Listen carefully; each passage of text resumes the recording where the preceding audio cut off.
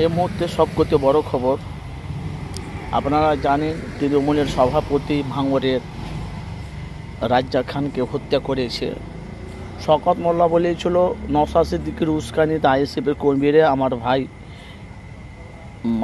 তৃণমূলের সভাপতি ভাঙড়ের 3 নম্বর ব্লকে ওনাকে হত্যা করেছে একমাত্র নওশাদের উস্কানিতে।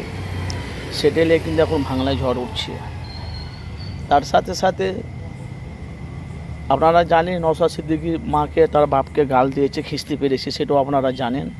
তার সাথে সাথে নওশাদ সিদ্দিকী সোশ্যাল মিডিয়ার মুখোমুখি বলছে যে আমার নামে দোষটা দিয়েছি নওশাদ শওকত মোল্লা,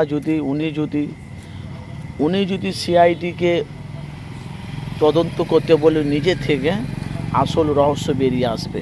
যদি শওকত মোল্লা নিজে যদি দায়িত্ব নিয়ে যদি সিবিআইকে নিয়ে যদি তদন্ত করা হয়, তো ওর সাথে যাকে যে হত্যা করেছে তার পেছনে কার কার হাত আছে, উনি যদি সহযোগিতা করে আসল রহস্য বেরিয়ে আসবে।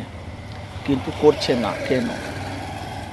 যেহেতু ওনাদের কর্মী, ওনাদের সভাপতি রাজ্জাক খান হত্যা হয়েছে, উনি তো তদন্ত করবে তো, কিন্তু তদন্ত করছে না কেন? এর রহস্যটা কী? এটা কিন্তু সোশ্যাল মিডিয়া নওশাদ সিদ্দিকী মিডিয়ার মুখোমুখি বলছে। আপনারা জানেন, সোশ্যাল মিডিয়া আপনারা দেখতে পাচ্ছেন, সেই নিয়ে কিন্তু এখন বাংলায় মানুষ কিন্তু অনেক ভাঙড়